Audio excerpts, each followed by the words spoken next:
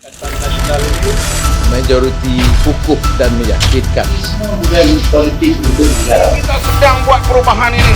Sumpah saya membentuk satu pakatan. Salam sejahtera bersama saya Zawazi Yusof dalam edisi khas mingguan dan antara yang menarik sepanjang minggu ini. Putuskan rantaian tarik balik produk daging.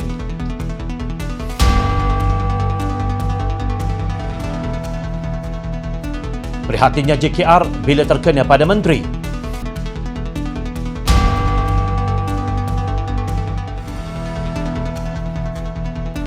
Pembelaan Adib, kenyataan Taqiyuddin menyakitkan.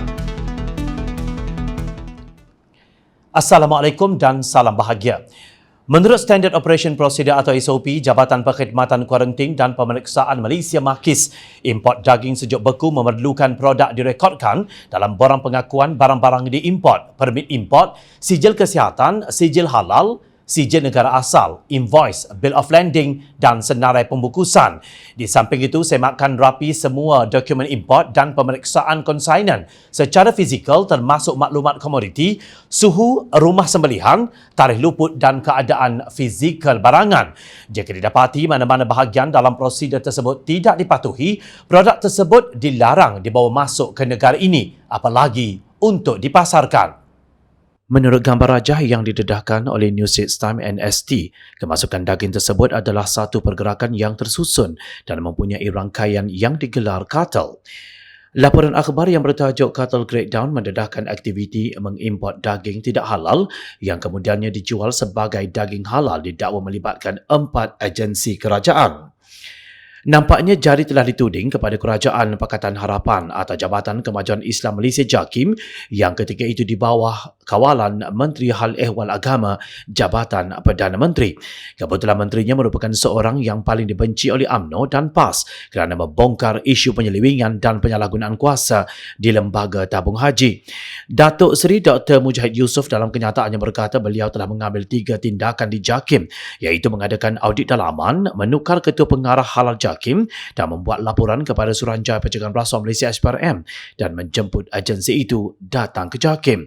Namun belum sempat SPRM tiba di JAKIM, kerajaan yang sah ini ditumbangkan menerusi langkah Sheraton. Lalu bersorak gembira segala perasuah dan kleptokrat kerana semua urusan telah kembali seperti zaman UMNO Barisan Nasional berkuasa. Pemimpin kesana kemari bercakap tentang integriti dan tabik urus baik, tetapi keterisan berlaku di hadapan mata. Sementara itu, Naib Presiden Parti Amanah Negara Amanah, Datuk Seri Dr. Mujahid Yusof Rawa menuntut pihak berwajib khususnya Suruhanjaya Pencegahan Rasuah Malaysia SPRM menyiasat agensi-agensi yang terlibat dalam isu kata daging. Antara agensi terlibat termasuklah Jabatan Kemajuan Islam Malaysia JAKIM, Kementerian Perdagangan Dalam Negeri dan Hal Ehwal Pengguna KPDN-HEP, Jabatan Kastam Diraja Malaysia JKDM serta Kementerian Pertanian dan Makanan MAFI. Beliau berkata kerajaan perlu menimbangkan penubuhan Suruhanjaya Siasatan Diraja RCI dan segera mendedahkan siapakah kartel dan rangkaian yang terlibat. Dalam usul rakyat mendesak pihak berwajib agar mengenal pasti kata-kata yang terlibat dengan kemasukan daging haram ke Malaysia, tiba-tiba salah seorang ulama PAS yang popular bersuara. Ahli Jawatan Kuasa Dewan Ulama PAS Pusat Ahmad Dasuki Abdul Rahani berkata tidak menjadi masalah jika termakan daging haram. Penceramah Azab Kubur itu berkata isu daging haram yang sedang hangat diperkatakan pada masa ini adalah perkara yang sudah pun berlalu.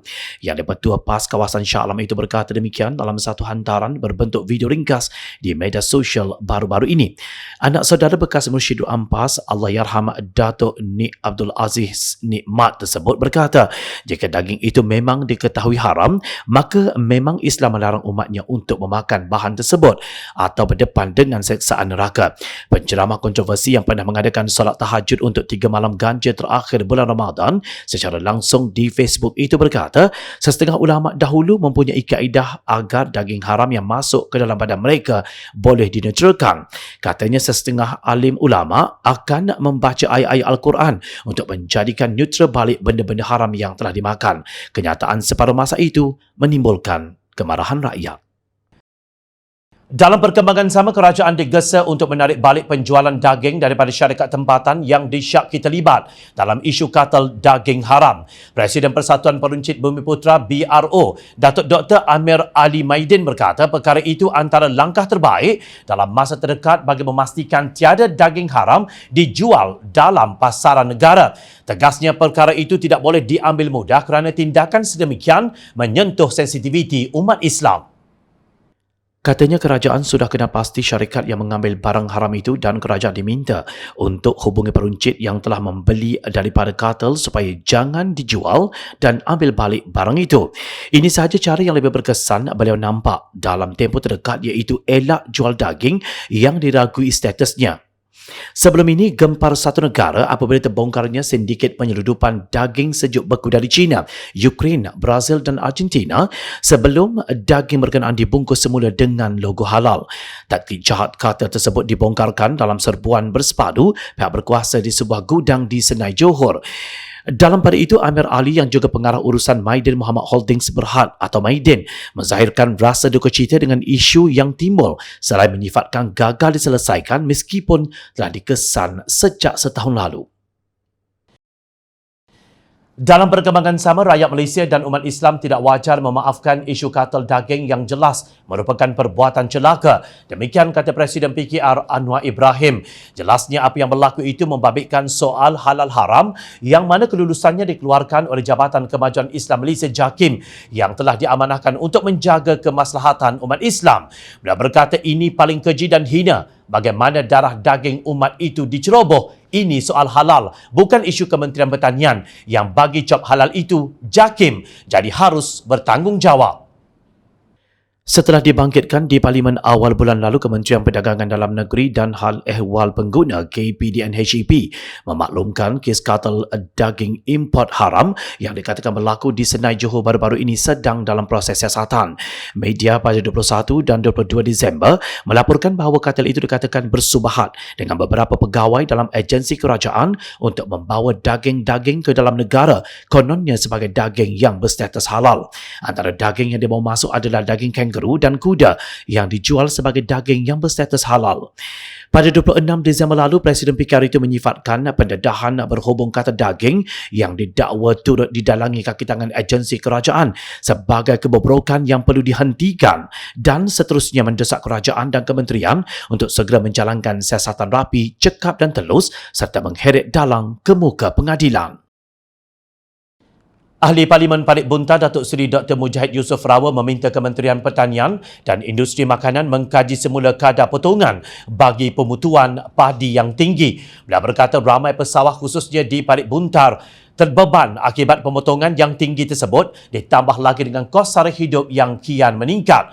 Ketika bertemu dengan pesawah padi di Parit Mat Ali, Kuala Kurau baru-baru ini, Mujahid berkata pesawah juga mengalami kerugian akibat serangan padi bom atau benda perang yang memusnahkan padi dalam tempoh yang singkat, ditambah pula dengan kadar potongan jualan padi yang tinggi. Mujahid berkata pihak kementerian perlu menyelesaikan masalah petani berkenaan. Pesawah tidak ada banyak pilihan melainkan mengusahakan padi di tanah tersebut demi menjamin jaminan bekalan makanan. Maka selayaknya masalah mereka diselesaikan segera. Untuk rekod, Menteri Pertanian dan Industri Asas Makanan Datuk Seri Dr. Ronick Kiande dibantu oleh dua timbalan menteri iaitu Datuk Seri Ahmad Hamzah dan Datuk Cik Abdullah Matnawi. Sebelum ini, kementerian ini dinamakan sebagai Kementerian Pertanian dan Industri Asas Tani dan diterajui oleh menteri dan seorang timbalan menteri. Rakyat jelata menyangka bila bertambah bilangan yang berada di atas, kerja semakin menjadi efisien dan hasil bertambah. Namun apa yang berlaku adalah sebaliknya. Petani terus dijerut dengan kesempitan hidup, bukan oleh orang tengah tetapi oleh dasar kerajaan sendiri. Kerajaan yang majoritinya dipegang oleh orang Melayu beragama Islam. Inilah namanya kerajaan kakistokrasi, kerajaan yang dikuasai oleh golongan Wabidah yang tidak tahu membuat kerja. Presiden Parti Amanah Muhammad Sabu berkata beliau terkilan apabila ahli dan penyokong parti-parti komponen Pakatan Harapan saling menyerang satu sama lain sehingga memburukkan imej Tun Dr. Mahathir Mohamad dan Datuk Seri Anwar Ibrahim. Menurut beliau, sepatutnya serangan disasarkan kepada musuh politik yang mengkhianati dan merampas kuasa persekutuan dari Pakatan Harapan, bukannya terhadap kedua-dua tokoh tersebut. Beliau melahirkan rasa terkilan apabila serangan dihalakan kepada Anwar, selepas itu berlari pula menyerang Mahathir. Media pula tidak menumpukan serangan terhadap kerajaan yang merampas kuasa Pakatan Harapan. Katanya ketika menggulung Konvensyen Amanah Nasional yang bermula pada 25 Disember lalu dan dihadiri hampir 400 perwakilan. Sebelum kerajaan Pakatan Harapan tumbang, sebuah NGO Pro Pakatan Harapan, Majlis Gabungan Media Digital Malaysia atau MEMO telah dapat melihat gerakan yang menjurus ke arah itu. MEMO telah berusaha menemui wakil rakyat dan ahli parlimen untuk mencari solusi agar segala fitnah dan tumahan yang dilemparkan terhadap Pakatan Harapan ketika itu dapat ditangani dengan baik.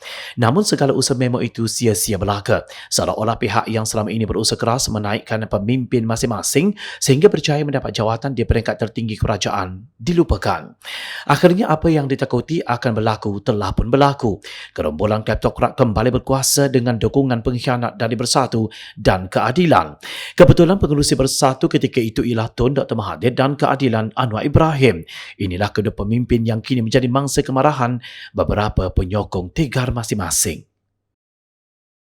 Sementara itu, wanita amanah awan mahu bukan 50% seiring dengan bilangan pengundi wanita di seluruh negara. Wanita amanah bukan golongan yang tamak kuasa, tetapi hanya mahu menyumbang untuk negara menerusi perkongsian kuasa. Naib Presiden Amanah Nasional Dr. Siti Mariam Mahmud menegaskan sudah tiba masanya parti itu menetapkan peruntukan 30% kerusi kepada sayap wanita untuk pemerkasaan parti. Ahli Dewan Undangan Negeri Seri Serdang itu mahu kepimpinan parti perlu lebih adil dan perkara tersebut tidak boleh ditangguh. Beliau menuntut peruntukan kerusi sebanyak 30% untuk wanita mesti ditetapkan demi keadilan. Katanya Awan hanya meminta 30% dan jangan diberikan pelbagai alasan. Edisi khas menyokong penuh tuntutan YB Dr. Siti Mariam Mahmud.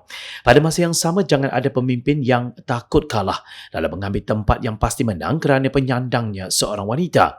Di samping itu, Dr. Siti Mariam Mahmud juga khawatir dengan sikap sesetengah anak muda yang begitu aktif terhadap politik hingga mengejar jawatan dalam parti. Dia berkata ada kalangan mereka terlalu mengharapkan jawatan sebagai tempat mencari pendapatan dan meninggalkan parti apabila tidak mendapat jawatan atau habuan. Selepas itulah berita kemalangan yang melibatkan Menteri Sains, Teknologi dan Inovasi Khairi Jamaluddin Abu Bakar Ahad lalu, netizens mula membidas Jabatan Kerja Raya JKR yang jelas nampak sikap double standard. Khairi yang mengalami luka dan tidak serius selepas melanggar sebuah lubang di jalan raya lantas JKR Kuala Langat terus tampil membuat permohonan maaf kerana insiden berkenaan. Permohonan maaf itu dilakukan di Twitter rasmi Ahli Parlimen Rembau selepas beberapa jam Khairi Jamaluddin berkongsi mengenai insiden tersebut di media sosial.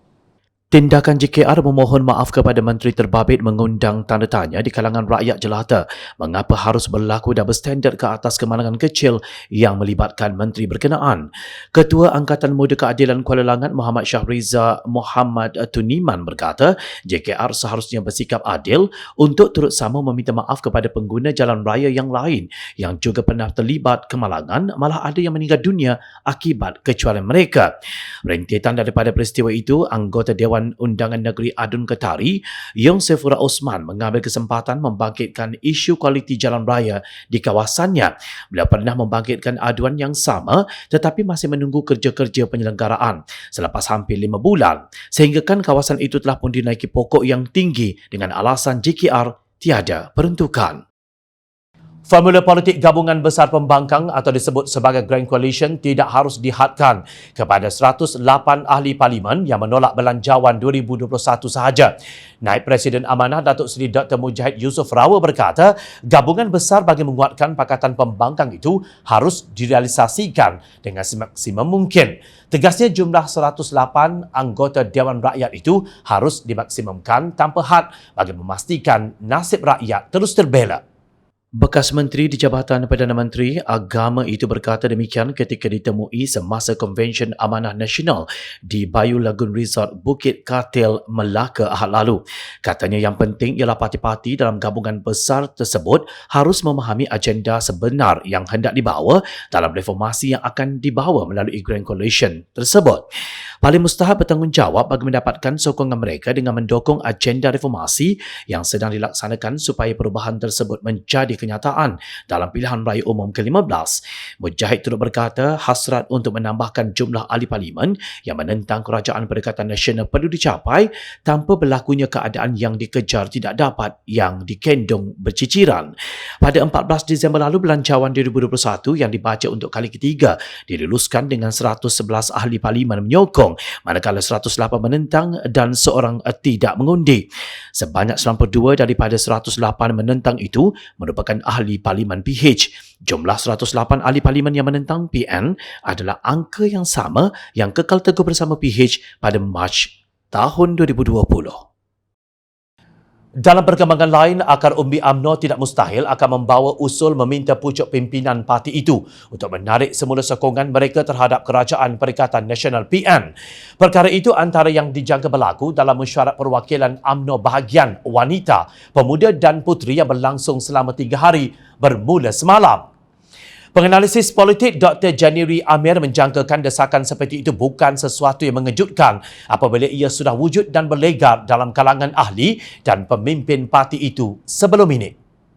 Beliau yang juga bekas pensyarakanan Universiti Malaysia Sarawak berkata desakan juga boleh diibaratkan sebagai satu cara bagi menghalalkan keputusan BN menarik sokongan terhadap PN. Beliau berkata demikian mengulas desas-desus bahawa akar umbi UMNO akan membawa usul meminta pucuk kepimpinan parti itu menarik semula sokongan terhadap kerajaan PN dalam mesyuarat perwakilan UMNO bahagian wanita, pemuda dan puteri bermula Jumaat. Sementara itu, Janiri berkata akar umbi parti itu juga dijangka membangkitkan soal hubungan UMNO dengan PAS dalam muafakat nasional bagi menghadapi pilihan raya umum ke-15. Terdahulu, Ahli Majlis Tertinggi UMNO, Datuk Seri Tajuddin Abdul Rahman, turut meminta agar PAS segera membuat keputusan jelas sama ada mahu bersama MN atau PN pada PRU15 atau sebaliknya bagi memudahkan UMNO membuat perancangan. Tanggal 17 Disember 2020 merupakan tarikh ulang tahun kedua kembalinya Allahyarham Adib ke rahmatullah dalam kejadian rusuhan Kuil Seri Mahamaryaman pada 26 hingga 27 November 2018 di USJ 25 Subang Jaya.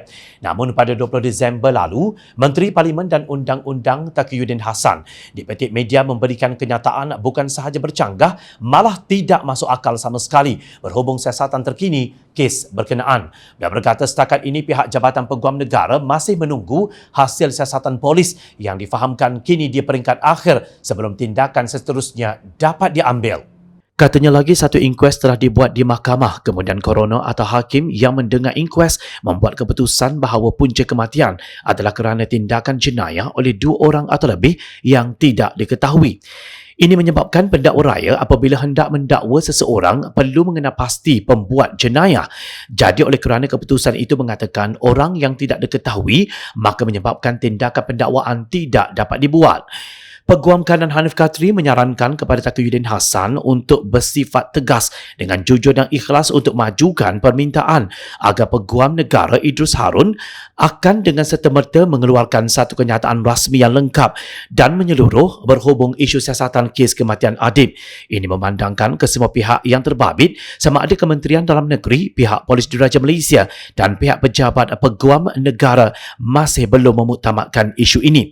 Ini kerana rakyat dan keluarga Allahyarham Adib akan dapat menerima jawapan yang betul dan benar jika pada hakikatnya ia adalah dijelaskan dengan telus dan ikhlas dan bukannya sekadar melepaskan batuk di tangga.